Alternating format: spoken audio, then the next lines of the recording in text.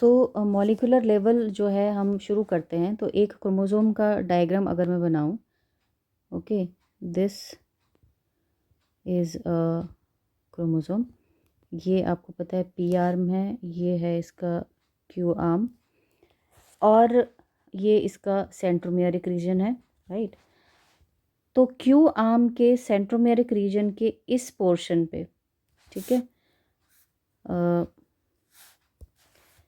इस पोर्शन पे एक रीजन प्रेजेंट होता है यहाँ पे, ठीक है। इस रीजन को हम बोलते हैं x inactivation centre, okay, x inactivation centre, और स्मॉल में XIC. This region is present at the XQ13 position, ठीक है। X क्रोमोसोम है ये, ठीक है, और ये इसका Q आर्म है, और इसकी पोजीशन हम यहाँ से 1 2 3 करते हैं, तो ये 13th पोजीशन पे ये XIC रीजन जो है ये प्रेजेंट रहता है, ठीक है ना। इस XIC रीजन के ऊपर दो जीन प्रेजेंट होते हैं। एक होता है एग्जिस्ट, और इसका ही ऑपोजिट जो चलता है ये दूसरे आर्म पे, यानी कि दोनों, एक 5-3 चलता है, एक 3-5 चलता है, उसको हम बोलते हैं T6। तो स्पेलिंग से भी हम दे सकते हैं, ये ऑपोजिट हो जाती है। तो एग्जिस्ट जो है, this gene is responsible for, this is a non coding gene, okay, non coding gene, this is responsible for the inactivation, यानी कि ये सारी जो मिथाइलेशन और एसिटाइलेशन पिछले लेक्चर में हुई थी, ये सारी जो है इस जीन के बदौलत होती है, राइट। और अगर इसको हमने क्रोमोसोम को इनएक्टिव नहीं करना है और उसको हमने एक्टिव रखना है, तब इसका ऑपोजिट जो है ये काम करेगा, यानी कि T6। तो T6 जो है ये हेल्प करता है एग्जिस्ट की रेगुलेशन में, मतलब कि एग्जिस्ट जो है वो काम करेगा वेदर दिस विल वर्क और नॉट, है ना। वर्क करेगा तो इनएक्टिवेशन हो जाएगी एक्स क्रोमोसोम की, अगर वर्क नहीं करेगा तो एक्टिव रहेगा एक्स क्रोमोसोम, ठीक है। आई होप इतना तक क्लियर है। Now you can see these 2 X chromosomes, they are at very early stage of development. At this time they both are active, okay. So इस दौरान क्या होता है कि there is one promoter region PO here in both of the region. This transcribes mRNA, non-coding mRNA, and this is unstable, okay, this is unstable mRNA। और इस वक्त क्या होता है, यहाँ पे इस रीजन में प्रेजेंट है एग्जिस्ट, जो कि आपके क्रोमोसोम को इनएक्टिव करता है, ठीक है। और इसी के एंटागोनिस्टिक आर्म पे है दूसरा T6, जो कि इसके कार्य को रोकता है, इसके वर्किंग को रोकता है। अलॉन्ग विद ये जो पिंक से बने हैं ये सारे जो हैं डायरेक्टली और इनडायरेक्टली हेल्प करते हैं T6 को, कि ये जो है एक ऐसा फैक्टर बनाए, है ना, एक ब्लॉकिंग फैक्टर बनाए, जो कि यहाँ पे प्रमोटर रीजन होते हैं P1 एंड P2, राइट। यहाँ पे आकर के ये लग जाता है, तो जिस वजह से ये जो एग्जिस्ट है ये ट्रांसक्राइब नहीं होता है। तो ये क्या है, ये है इसकी ब्लॉकिंग। तो ये ब्लॉकेज जो है T6 का जो जीन है ये इसकी ब्लॉकिंग करता है, जिस वजह से ये एग्जिस्ट काम नहीं करता है, और ये क्रोमोसोम जो है वो क्या रहता है, एक्टिव रहता है, राइट। और ये जो है DX पास 34 XITETSX, ये 3 हैं जो कि इस तरफ को इनकी ट्रांसक्रिप्शन है। तो ये क्या है, मतलब कि ये जो है इसको इफ़ेक्ट कर रहे हैं इनडायरेक्टली, और इनडायरेक्टली इसको कर रहे हैं और डायरेक्टली इसको कर रहे हैं। तो टोटली ये सारे जो पिंक वाले हैं अल्टीमेटली एग्जिस्ट की ट्रांसक्रिप्शन को ब्लॉक करते हैं, तो mRNA बनता नहीं है ना। तो पॉलीमरेज, mRNA पॉलीमरेज जो लगना होता है इस इन प्रोमोटर P1 और P2 को, यहाँ पे ये नहीं लग पाता, जिसकी वजह से ये RNA नहीं बनता है और ये क्रोमोसोम एक्टिव रहता है, राइट। अब इनएक्टिवेशन करनी है हमने एक क्रोमोसोम की, तो लेटर ऑन एक स्टेज में आपको पता है कि नेक्स्ट स्टेज हमारे पास जो है ये बिल्कुल स्टार्टिंग में है, जब फर्स्ट 2 डिवीजन ऐसे कुछ हो रहे होते हैं। तो अब हम 8 सेल स्टेज में देखते हैं कि इसमें क्या रहता है, राइट। अपस्ट्रीम पे एक और जो है फैक्टर होता है अपस्ट्रीम, यानी कि इस तरफ को, राइट, यहाँ पे इसके अपस्ट्रीम पे अराउंड 600 बेस पेयर्स है ना, अराउंड 600 बेस पेयर। एक और जीन होता है RNF12, राइट, ये जीन यहाँ प्रेजेंट रहेगा। और यहाँ पे ये जीन जो है ये कोडिंग करता है एक protein, this is a coding gene, okay. these are non coding genes, okay, these are non coding genes and this is the coding gene, and it codes for a protein. So this protein, what it does, it combines with the blocking protein of the T6 and ultimately it removes it. तो जब blockage हट जाएगी तो क्या होगा कि जो exist gene है वो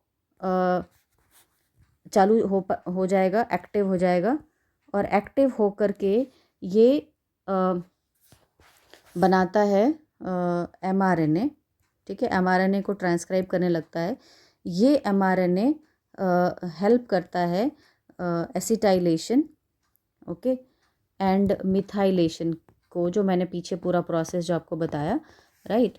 तो ये इनकी ये जो इसमें जो भी प्रोटीन्स बनते हैं mRNA पे, जो भी प्रोटीन्स बनते हैं ट्रांसफरेज और एसिटाइलेजेस, वो इन दोनों में हेल्प करते हैं। और अल्टीमेटली ये क्रोमोसोम जो होता है ये हाईली कंडेंस हो जाता है, और ये जो क्रोमोसोम है इसके ऊपर ये सारा इस तरीके से लिपट जाता है, और अल्टीमेटली ये बार बॉडी जो है इसमें कन्वर्ट हो जाता है, ठीक है। तो यहाँ पे क्या रहता है, ये अब ये जो RNF12 जो जीन है ये कैसे ट्रिगर होता है कि मैंने जो है अनब्लॉक करना है और मैंने एक्स क्रोमोसोम को इनएक्टिव करना है, राइट। तो ये इनिशियल स्टेजेस में जब जो सेल जो होते हैं 1 या 2 स्टेजेस में या 4 स्टेजेस में होते हैं, उस वक्त क्या होता है, जैसे डबल डोज में एक्स है, ठीक है, और दूसरा XY है, तो इस केसेस में यहाँ पे जो RFNL12 का जो प्रोडक्ट बनेगा वो डबल डोज में बनेगा, राइट। जैसे नॉर्मली 4 बनते हैं तो ये बनेगा 8, राइट। तो और यहाँ बनेगा सिर्फ 4, right. So this double dosing of the product of, है ना, किसके प्रोडक्ट की डबलिंग हो रही है, ये RNF12 के प्रोडक्ट की, ठीक है, डबल हो रहा है ये।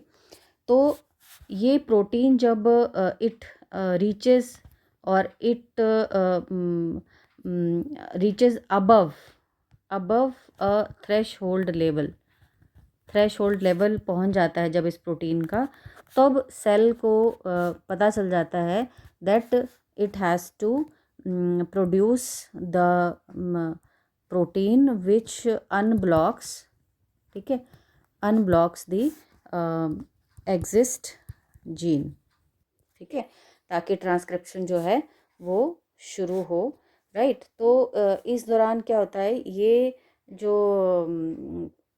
एक प्रोटीन बनाता है, mRNA बनाएगा ये, है ना, और ये mRNA एक और प्रोटीन बनाता है मिथाइलेशन और एसिटाइलेशन से पहले, जिसको हम बोलते हैं PRC2 which is a chromatin modifier gene. Chromatin modifier gene, इसका अगर हम डिटेल पूरा लिखें तो इसको हम बोलते हैं पॉलीकॉम रिप्रेसिव कॉम्प्लेक्स 2। ठीक है, दैट मीन्स PRC2। ये PRC2 जो है ये जुड़ता है एग्जिस्ट पे, एक साइट होती है एग्जिस्ट जो जीन्स है, ठीक है, इसके ऊपर एक साइट होती है पॉली ए साइट, यानी कि एडेनाइन जो होते हैं वो काफ़ी ज़्यादा मात्रा में इनके पास ऐसे बहुत ज़्यादा रहते हैं, पॉली ए, है ना। तो यहाँ पे ये दोनों जब आपस में मिलते हैं तो एक ऐसा स्ट्रक्चर बनाते हैं ना, ऐसे स्ट्रक्चर बनाते हैं जो कि mRNA के ऊपर बनता है, और ये हेल्प करता है, ये जो कॉम्प्लेक्स बनता है ये हेल्प करता है एडिशन ऑफ मिथाइल ग्रुप।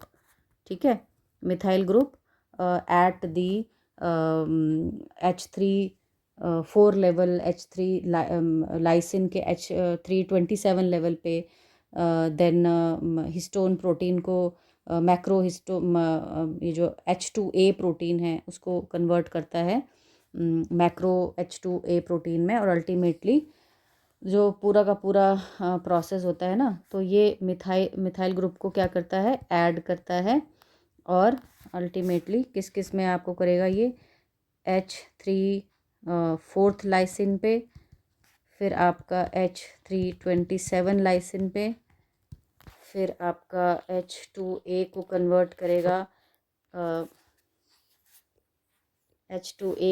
करेगा मैक्रो H2A में, और फिर इसके बाद ये 32 सेल स्टेज पे H3 9 लाइसिन को भी मिथाइलेट करेगा। तो अल्टीमेटली, ठीक है, ultimately the chromosome is X chromosome is condensed, ठीक है, condensed and converted into Barr body. So ये काफ़ी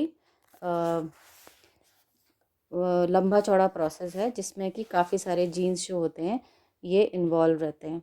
ठीक है, और एक और चीज़ बतानी है मैंने, यहाँ पे ये जो जीन्स हैं, ये वाले जो जीन है, जो ग्रीन वाले जीन है, ये जो भी अपना प्रोडक्ट बनाते हैं, ये प्रोडक्ट जो होते हैं ये हेल्प करते हैं एग्जिस्ट की उसमें फंक्शनिंग में, ताकि आरएनए बने और ब्लॉकेज हो जाए, है ना, ये दोनों।